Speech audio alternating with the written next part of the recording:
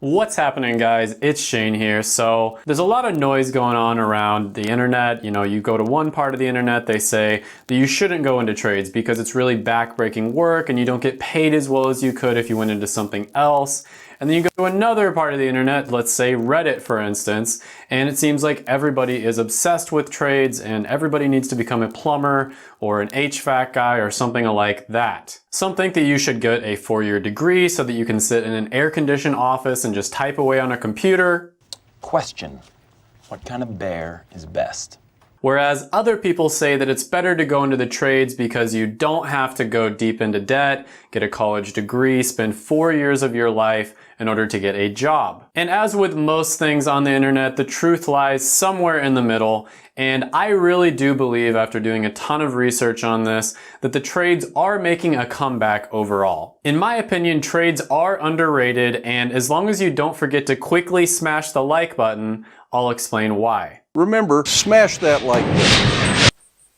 So in recent decades, college has become so popular that it's almost the norm now. It's almost like the new high school degree. So, you know, a long time ago, there used to be a shortage of people who had a college degree. And so therefore, if you got a college degree, it was pretty much a sure thing that you were going to get a good job. Now it's getting to the point where there's almost an excess of people who have college degrees. And so it's not nearly as rare and it's not nearly as coveted by people who own businesses. Now, on the other hand, when we're talking about trades, it used to be back in maybe your dad's day or your grandpa's day that a lot of men were very handy. They knew how to work on cars, they knew how to build houses, they could probably fix your toilet or, pipe if something happened there. Always winterize your pipes. But now it seems like most men don't even know how to change a tire. I don't know how to change no car tire, bro. Now, what does this mean in terms of getting a job and the economy? Well, things are starting to switch and there's now less and less people that have the skills necessary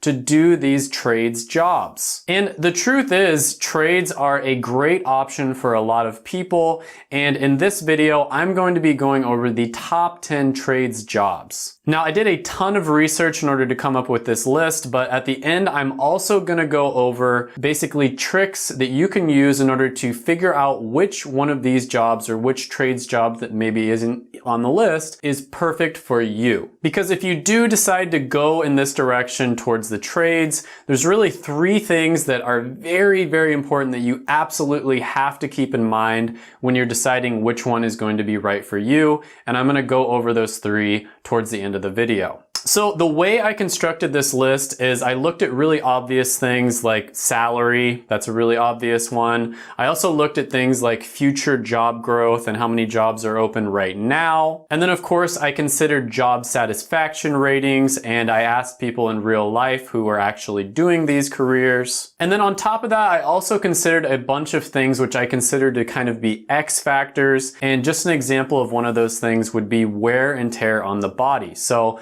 there are some trades careers that are much more difficult on the body than others. And so these sorts of careers are obviously going to rank worse on the list. A lot of people who go into trades careers, and specifically the ones that are very physically demanding, end up having to either A, retire in their 40s or 50s, or they end up switching careers entirely. Now, I personally work in the healthcare field and I've worked with a lot of patients who take painkillers because they did an entire career in a very difficult trade and now they have back issues, knee issues, etc. And it's really tough to see this, but it's really quite common, honestly. So this is something you really do want to keep in mind when you're thinking about which trade career you should go with. Another thing to keep in mind is there are a lot of trades where they're very niche, like there's not that many job openings out there, but that doesn't mean that these aren't really good options for you. So those are ones you should look into, but I mean, my list would be ridiculously long if I included those types of trade careers. But again, it's something you should definitely look into. I might end up doing a separate video on careers that are extremely niche, where maybe there's only like 1,000 job openings or 2,000 job openings in all of the United States. So let me know if you want me to do a video like that. Another thing to note is that all the careers I mention in this video are going to be only ones that you can theoretically get into within 2 years. So that means you graduate high school and within 2 years you can be making full-time salary money doing any one of these careers. That doesn't mean that you will do it in 2 years. Sometimes people do an extra long apprenticeship. There are certain factors that go into this, but all of them can theoretically be done in 2 years. With that being said, number 10 on the list is going to be welder. Now, welders make about $41,300 a year, and this is the median income according to BLS.gov. And I think everybody kind of knows what welders do. They wield fire. I mean, that's pretty cool and stuff. They have torches, they cut metal, they combine metal, all sorts of extremely useful things welders are able to do with their skills. And you might be surprised that welders only come in at about number 10 on the list, but I'm gonna go ahead and explain why. So first of all, the $41,000 average salary is pretty low compared to a lot of the others on this list. And then it's also only expected to grow about 3% in the next 10 years according to BLS. Which again, that's on the lower end, especially for trades careers. A lot of them are up in the 10% range or so, but technically the average is somewhere around 4 to 6%. So that's slightly below average compared to all other careers. Now, another downside of getting into welding is it is relatively difficult on the body. Not as bad as a lot of the other trades careers, but you do have to hold a torch and your back might have to, be in the same position for a very long period of time. So it is pretty difficult on the back, not to mention the fact that you'll probably burn yourself like 20 or 30 times.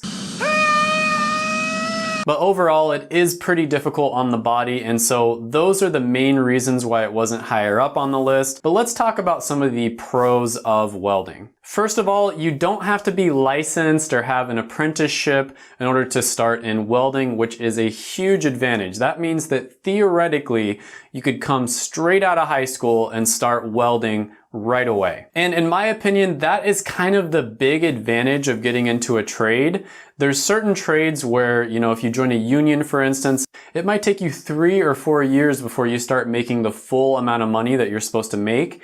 And that's kind of a huge disadvantage for me because you could have just gone to college, gotten a really good degree, and you'd be making a lot more than what you're making in the trades. So if it takes any more than 2 years to me, it's probably not worth it. Now, another thing about welding that is really interesting is the difference between a new welder and a master welder is massive. I mean, there's just a huge difference. There's a very low floor and a very high ceiling in terms of the skill that you can have. So new welders that are just going into it probably aren't going to be making very much money. I mean, it's not going to be anything impressive. However, as you get through your career, if you develop, certain types of skills that a lot of people want to pay for, and you kind of get known in the industry, maybe you have to be a little bit entrepreneurial. You might, buy your own rig, for instance, your own welding rig. You can really start making some good money, easily up into the 6 figures. For instance, underwater welders might,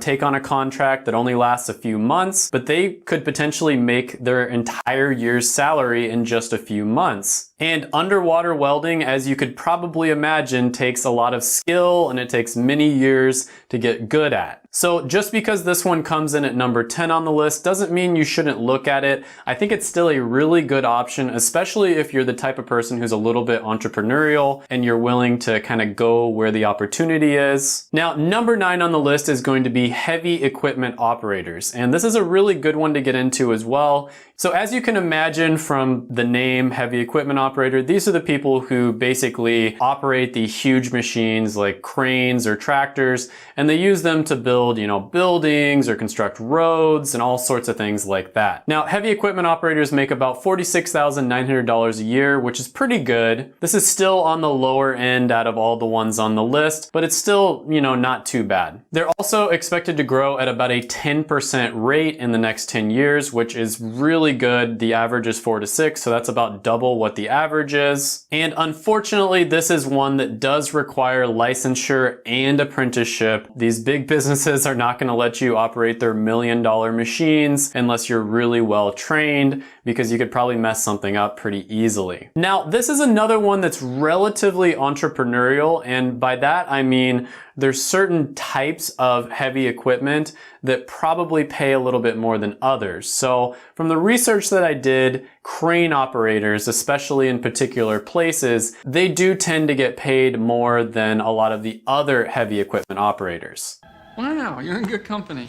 And without getting too much into the details, this is one where you really do want to do your research, do your due diligence, and make sure to talk to people who are in the industry now, and that way you can figure out where more of the opportunities are. So for example, you might have a lot more opportunity if you get licensed and learn how to work cranes, although it will probably have its ups and downs. Now, the cons of doing a job like this is it's probably extremely stressful. I mean, one little mistake and you could easily end somebody's life, or you could cause like $1 million worth of damage. So you really have to be on your A game all the time. You have to be locked in, dialed in at all times. Another thing is you do need the licensure and the apprenticeship, like I mentioned before. That takes a lot more time than if you were able to just do it right out of high school. Now, the positive thing about doing the licensure and apprenticeship, which I haven't mentioned yet, but this really applies to all of them, is that, you know, it does take time, it is going to be difficult,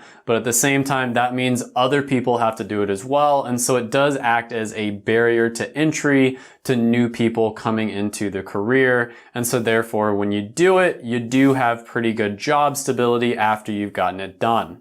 Overall, this is still a very solid choice, especially if you do your research and you're a little more entrepreneurial and you're willing to probably go where the opportunity is. Very much like welding, this is a good option. Number 8 on the list is going to be plumber, and I'm sure a lot of you are actually surprised that this one is so high on the list. Surprise. You probably thought it was going to be in the top 3. This is one of the most popular ones to get into. But yeah, I'm going to have to put number 8 as plumber. And I think that everybody knows what they do. They basically install, repair pipes that carry either liquids or gases. Now, plumbers make about $53,900 a year on average, which is pretty dang good. They do require a licensure and an apprenticeship, which means, you know, you got to spend that extra time. But they also have about a 14% projected growth in the next 10 years, which is excellent.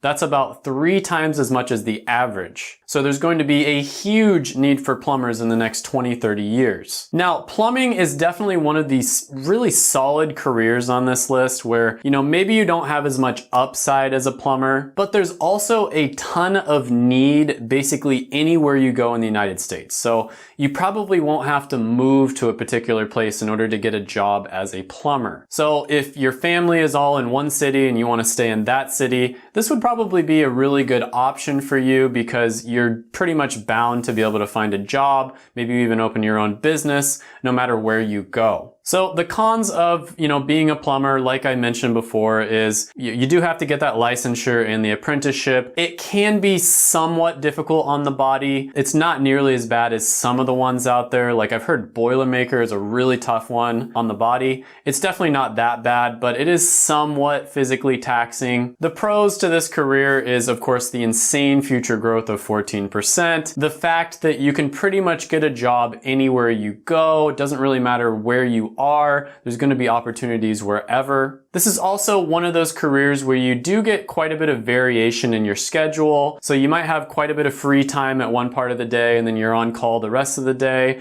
So that can be nice depending on, you know, what type of person you are. And this is really just one of the most stable types of trades. People's pipes break during the summer, they break during the winter. So you're pretty much going to get work all year round. There's going to be some variability, but a lot of the trades, you know, maybe during the winter, for instance, there's no work whatsoever. And then during the rest of the year, there's quite a bit of work. This one is kind of less seasonal. You're pretty much going to be working all year round. And that means it's more stable, which means you can have a more normal life if you want to. And this is one of those careers where, yeah, sure, technically it says you're only making, you know, 50, 55,000 a year median, but I personally know plumbers that started their own business that are pulling in 6 figures a year. So you can definitely get up to that 6-figure mark if you want to. I'm rich. Number 7 on the list is going to be HVAC technician, and HVAC stands for heating, ventilation, and air conditioning. They're the people who fix your air conditioner in the summer and your heater in the winter. And this one I know quite a bit about because my brother actually is an HVAC guy. He owns his own HVAC business, and so I kind of have an insider's knowledge on this particular one. Now, HVAC technicians make median about $47,600 a year, which is on the lower side on this list, but not too bad. And they're expected to grow about 13% in the next 10 years, which is excellent. Now, the cons of doing HVAC is that it can be somewhat taxing on the body because you're going to be lifting, heavy air conditioners, heavy heater parts. You're also going to be crawling into ventilation systems. So it's somewhat taxing on the body. Again, definitely not as bad as some of the others. I didn't even include some of the worst ones on the list because even if you make $100,000 a year, if you get crippled from it, to me, that's just not worth it. Another thing about HVAC, and I guess you could say this is a pro or a con, but we'll put it in cons, is it's extremely seasonal. So if you own an HVAC business in Miami, you're probably going to be doing like 80% of your work in the summer because it's going to be 100 degrees outside and 95% humidity. And when people's air conditioner breaks down, That is a problem. whereas if it breaks down in the winter and you're in LA or something like that, not as big of an issue. It's more of a convenience. Let's kick some ice. Same goes if you're in a really cold place, like let's say you live in, Minneapolis, Minnesota. If your heater breaks down during the winter, that could potentially be life-threatening. So that is very serious and you're going to be calling an HVAC guy right away. Now, the problem with it being so seasonal, you might think this is a good thing when you first hear it. I mean, you'd be like, oh, you make all your money during one season and then you get to vacation during another part of the season. And that's true, but the really big problem with it being so seasonal is the fact that you have to hire and fire people. So for instance, you might need, 3 or 4 guys during the winter, and then the work kind of dries up during the summer. And now you have to kind of put them all as part-time guys because there's just not enough work to go around. And most of them are probably just going to quit or they're going to find something else. And so for that reason, it can be really difficult to scale your business. And there's also a huge difference in pay depending on where you live. Now, on the pros side of the list, the seasonal nature of the business is really nice because when you're in the off season, you can kind of just do whatever you want. It also doesn't require licensure or apprenticeship, which is amazing because you can pretty much just start right out of high school if you want to. And then of course, it has a really good expected growth rate of about 13%. Next one on the list, number 6 is going to be dental hygienist, and this one is really, really good. And basically what they do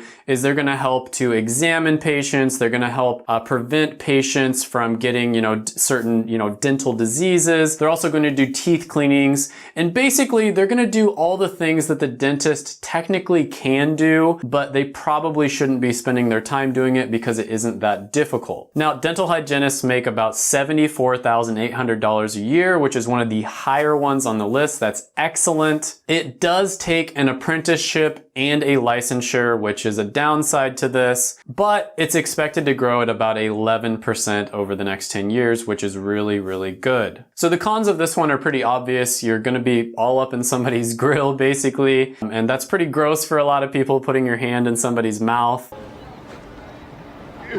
It does require licensure and apprenticeship, and when I was doing my research on this, I found that a lot of schools actually do take 3 years total, and in my opinion, that's like 75% of the way to a normal 4 years bachelor degree, where you could have been making quite a bit more if you just graduated with something else. So out of all the ones on the list, this one probably takes the longest. You can technically do it in 2 years, but doing my research, I found out that a lot of the time it's going to take you 3. Now, another thing about this, and this is kind of me nitpicking, I guess, it could be a pro or a con, but there is something really special, something magical about doing work with your hands.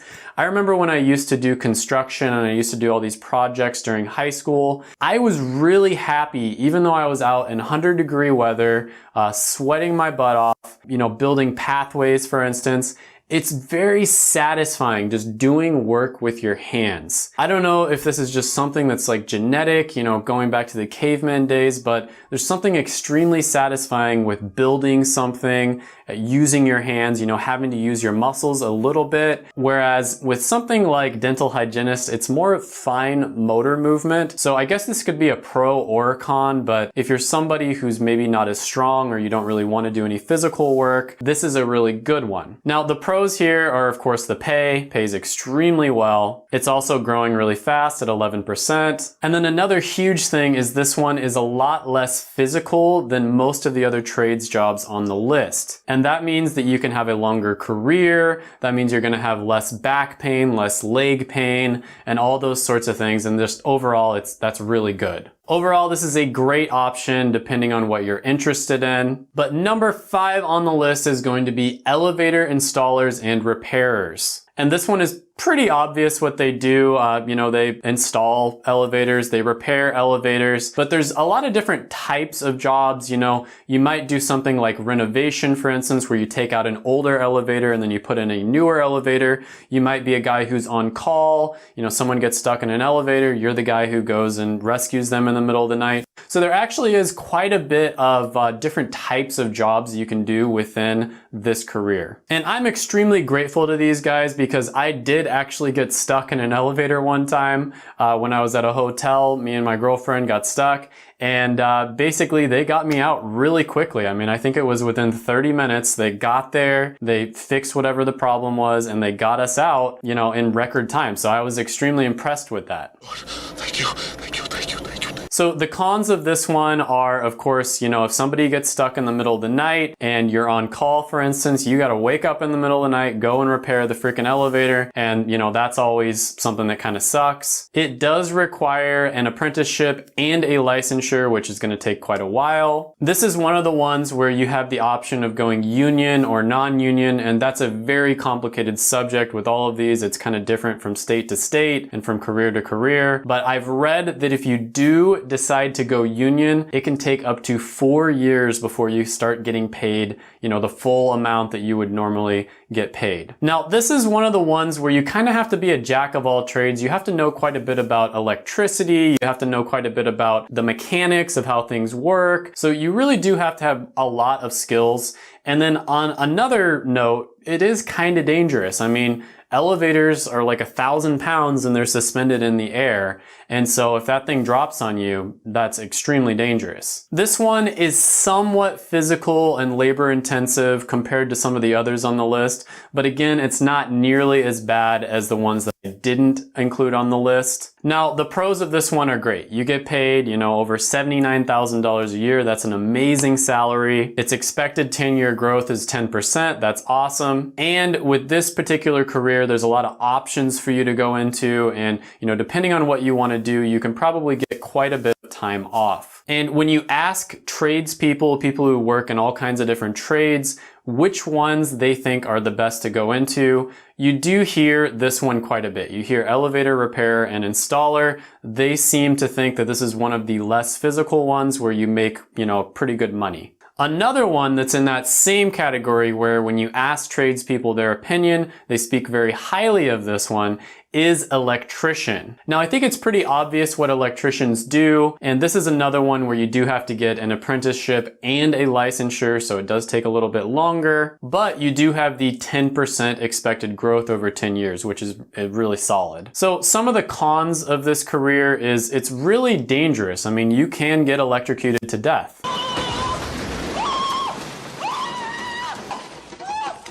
So you really have to be on the ball, locked in all day long while you're, you know, on the job. And then another con is you do have to do the licensure and the apprenticeship. Now, the pros to this one is you get paid really well, $55,000 a year. And again, this is another one where if you start your own business, you can make quite a bit more than that. It's got that 10% expected growth, which is excellent. And then a very important point here is it's really not as physically demanding as a lot of the other trades are. And then I guess you could say this is a pro or a con, but this is another one of those careers where there's a high ceiling and a low floor in terms of your knowledge.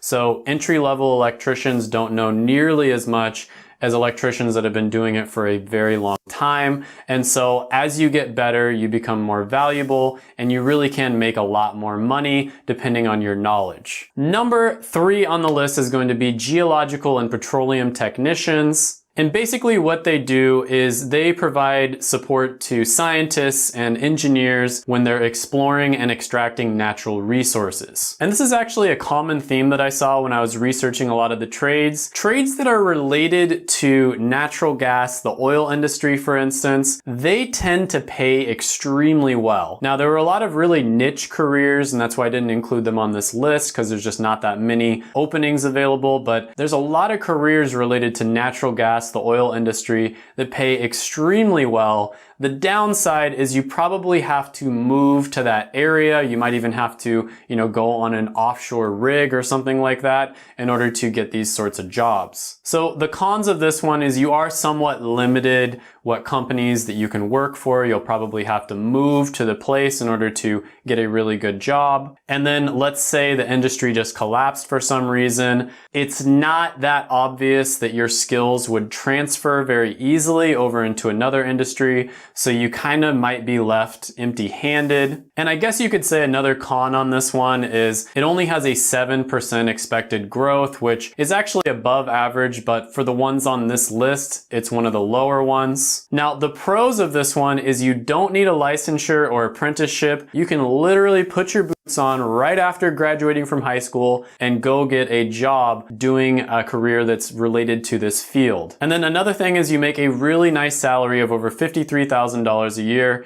And that's honestly extremely solid, especially since you don't have to technically do the licensure or the apprenticeship. So number 2 on the list is going to be sonographer. And if you're not sure what they do, they basically operate special imaging equipment so that they can see inside of the human body, for instance, like an ultrasound, that sort of thing. And sonographers make about $67,000 a year on average, which is just amazing considering you don't have to do a licensure or an apprenticeship. They also have a 14% expected growth, which is one of the highest on the list and is just amazing. And this is another trend that I noticed, not just studying trades careers, but just careers in general. A lot of the ones that are related to health are gonna have very high expected job growth, usually 10% or more. Now, of course, there's exceptions to this, but as a general rule, in healthcare, it seems like we're always short-staffed. We never have enough people to fill the positions. And so that is why I really recommend healthcare quite a bit, because not only is there a lot of jobs available now, but there's going to be a lot of jobs available in 10 years. And if you think about it, no matter what happens, we're always going to need healthcare professionals because unfortunately, people are going to continue to get sick and continue to die. And so there's always going to be a huge need for people who can treat them and can cure them. So the cons of getting into this career, honestly, it's really tough to even find a con. You do have to interact with patients. Sometimes they might not be in the best mood. So if you're somebody who doesn't like interacting with people, you're just a huge introvert, you don't want to talk to people, you don't have to deal with patients or customers, then maybe you probably don't want to go into this one, but it's not excessive. It's not like you have to talk to hundreds and hundreds of people every single day. The pros are it doesn't require licensure or apprenticeship. It's got that amazing 14% expected growth. It pays extremely well. And then, of course, this is one of the trades where you're definitely not going to have to do a lot physically. So it's not very difficult on the body. And so therefore, you're not going to have to, quit in your 40s because you have horrible back pain or anything like that. And so this is really just an amazing option. Overall, one of the best options on the list. Number 1 is slightly better, barely beats it out, and that is radiation therapy. Now, this is one of the toughest mentally to do on the list just because you're going to be treating cancer patients and, other different types of diseases using radiation therapy. So an obvious con on this one is you're going to be around sick people all day long. A lot of them probably aren't going to be in a very good mood. And this is true for all healthcare jobs, honestly, but especially so with a job like this. It's hard to not bring your job home with you. And so if you're an extremely sensitive or emotional person, you probably don't want to go into a career like this. Now, another con is it does technically require licensure, not an apprenticeship, but it does require licensure, and so that's going to take you a little bit longer. Now, the pros to this one are, first of all, it's the highest paying out of all of them on the list. It pays $82,000 a year, and it also has a 9% average growth, which is really solid. And then another thing to consider is you're going to be doing a job that may not be very fun, but it will probably be extremely fulfilling because you're helping people out. And this is one thing that I think is kind of underrated about the healthcare profession. Yes, it's really difficult. Yes, you're going to have people yelling at you sometimes, but it's extremely fulfilling because you know that you're helping people out. So as always, I'm under promising and I'm over delivering in these videos, and I'm going to go over the 3 most important things that you want to consider if you're thinking about going into a trades career. So the first thing, and this is the most important thing for you to think about, is wear and tear on the body. Now, I know a lot of my audience is extremely young. Some of you might still be in high school. Maybe you're kind of just out of high school in your early 20s. So you might think that, hey, this body that I have right now, I don't ever have any back pain or anything like that. But let me tell you, as somebody who works in the healthcare profession, I have seen tons of patients that come from these trades careers that end up having to take painkillers just to get through the day. This is heartbreaking to see, but please learn from their mistakes and make sure to not go into a trade that is extremely difficult on the body. Now, of course, there's always exceptions to this. Let's say you're a very strong person and you can just do work like that all day long and you won't even be sore, then okay, great. Maybe you can go into it, but overall, you really want to be careful here. You don't want to be 40 years old, 20 years away from retirement, and you have horrible back pain every single day. Now, another thing that I didn't really mention, but I talk about a lot on this channel, is it's extremely important for you to save money, invest money, but it's even more important in the trades because there's always a chance that you throw your back out, you hurt your back, maybe you have a knee injury or something like that, that stops you from being able to do your job. And so for that reason, you need to start investing even earlier. So check out my other videos if you want to see, all about how to do that. I make a ton of videos on that. So that is by far the most important part that you need to consider. The second thing that you want to consider on top of the wear and tear on the body is unions. Now, unions can be in a lot of different other careers, but in the trades specifically, they're very, very important. And it's really gonna differ depending on what state you live in, what area you live in, which trade you're doing. There's tons of differences with all those different things. So an example of this is plumbers and electricians. There's a rule that they can't get laid off while they're doing their apprenticeship, which is really good if you're an apprentice because it's kind of a waste of time for somebody to lay you off and then you get done with your apprenticeship and you don't know what the heck you're doing. Unions will also pay for ridiculously expensive certifications. So let's say you're in welding and you want to learn how to do underwater welding. There's probably a certification for that. So your union will likely pay for that for you. They also get you amazing benefits like holidays, vacations, extra pay, healthcare, retirement accounts, all kinds of different things, annuities. All of these things are really good overall, and they're things that you should look into. Unions generally negotiate a higher pay for you as well, although a lot of the time you do have to pay the union fee. The higher pay that they negotiate is going to, make up the difference and then some when it comes to the union fees. So as a general rule of thumb, and again, this might be a little bit different depending on where you're living or what trade you're in, it's generally a good idea to join a union. And again, this is something, it's so important that you do your research on this. So I'll give another example. Carpenters and laborers, unfortunately, just because of the fact that it's kind of easy to get into it, they are actually starting to lose their unions because of the fact that so many of them are not unionized. And therefore, the unions don't have any leverage over the employers, and so they can't really negotiate benefits or anything like that. And you can look online all you want to do this sort of research. I'm sure there's forums that are, specifically for carpenters or plumbers or HVAC guys, and those will be extremely helpful, I'm sure,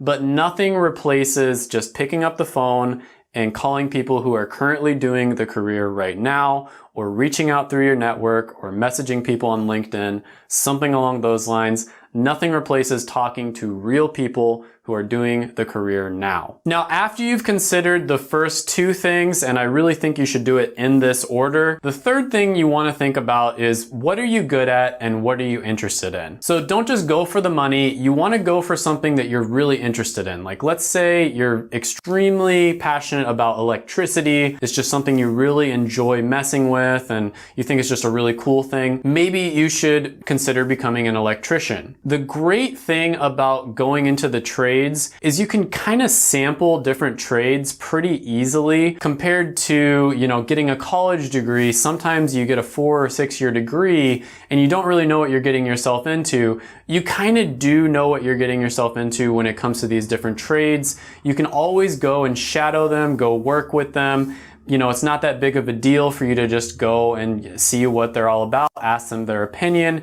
And so that is kind of a really positive thing, and it's a huge advantage when it comes to getting into the trades. And again, doing your research beforehand is going to be of paramount importance. You definitely don't want to skip that step. Make sure you do your research, talk to people. You're going to be making a decision that's going to affect the entire rest of your life, so it's worth it for you to put in time now so that you don't have to later. Other than that, check out my videos right here. I made them just for you. Go ahead, smash the like button, hit the subscribe button, ring the little notification bell, and then comment down below any ideas or comments you have on the video.